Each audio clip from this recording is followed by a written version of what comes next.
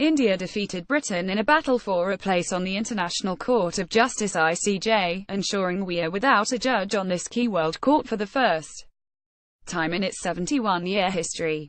TOLGA AKMENAFPGetty Images Ian Birrell 12 hours Sunday, November 26, 2017. The eyes of the world are upon us, declared Theresa May in her Florence speech 2 months ago as she sought to wrestle back control of her government.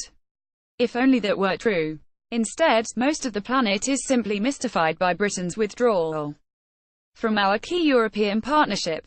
People are left puzzled why a place famed for pragmatic good sense has fallen for fairy tales, shrugging their shoulders as they observe a country that seems to be having some form of collective breakdown. A slide in global standing. Brexit was promoted as a project of national renewal, a nostalgic appeal to reviving past glories. Even now, despite alarming lack of clarity on how to solve complexities of withdrawal, those daring to point out deficiencies in this daft idea get accused of talking Britain down. This is gross hypocrisy given damage wreaked by charlatans behind this disastrous rupture.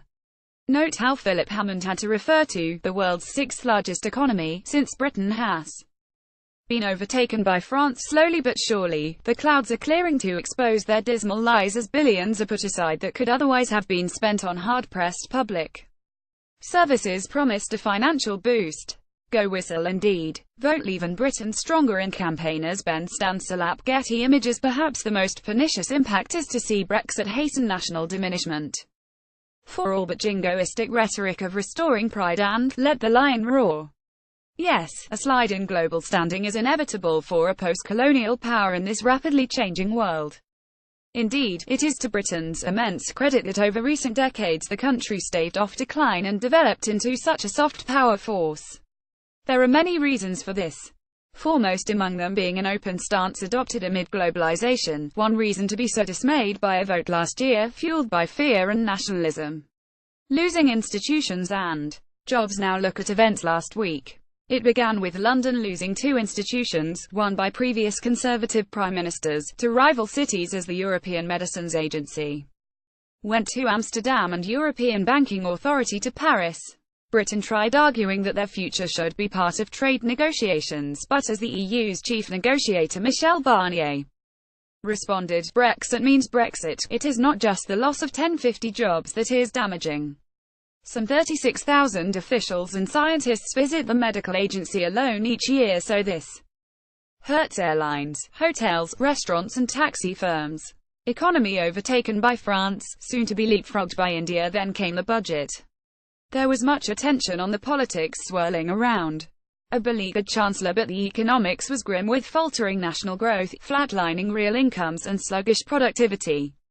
Overall, Hammond's room for maneuver was severely limited as his speech was set against a backdrop of miserable economic forecasts. Photopia. Yet as we slash growth forecasts thanks to Brexit, our biggest trading partner, from which we are seeking to detach ourselves, is expanding at fastest pace for a decade.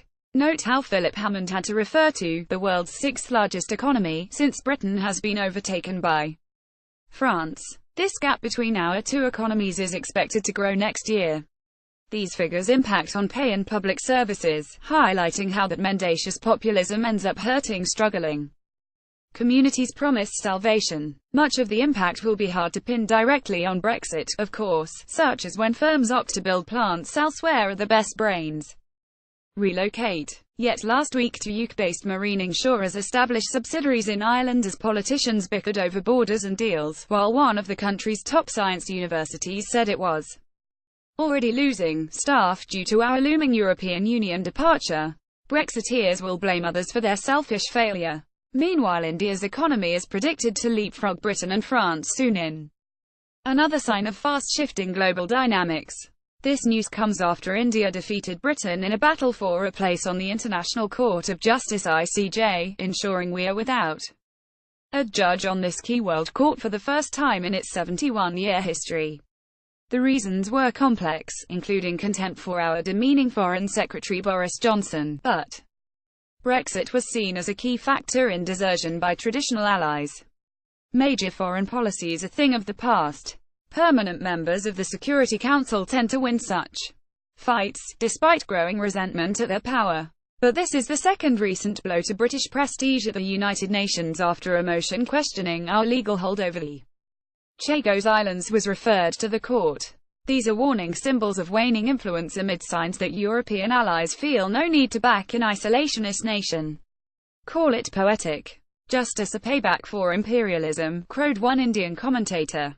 After the Brexit referendum, the UK is internationally at its weakest position in decades. A pro-EU demonstrator holds up a placard on a march through central London during the People's March for Europe on September 9, 2017. The pro-EU march called on politicians to unite, rethink and reject Brexit.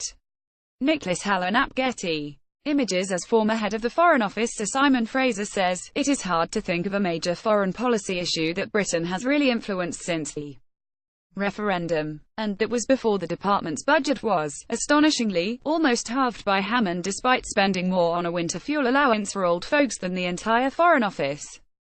While ministers bleat about global Britain, they will blow 10 times more on aid than is spent on diplomacy and promotion of national interests. The realities of post-Brexit trade. The ICJ contest also exposed British reluctance to confront a strong nation such as India, with whom we need a post-Brexit trade deal. Yet we export more to Belgium alone than to India, Brazil, Russia and South Africa combined. In the aftermath of their triumph, however, Indian diplomats insisted any agreement must include looser immigration controls on their citizens. It would be funny if it was not so tragic. Brexit is enfeebling our nation while failing to achieve proclaimed goals. That was just one more week in a national fiasco that will leave Britain poorer, less powerful and more isolated. Far from letting the British lion roar, the Brexiteers have merely ended up pulling out its teeth and ensuring our country loses its bite in the world. In news, http://cinews.co.uk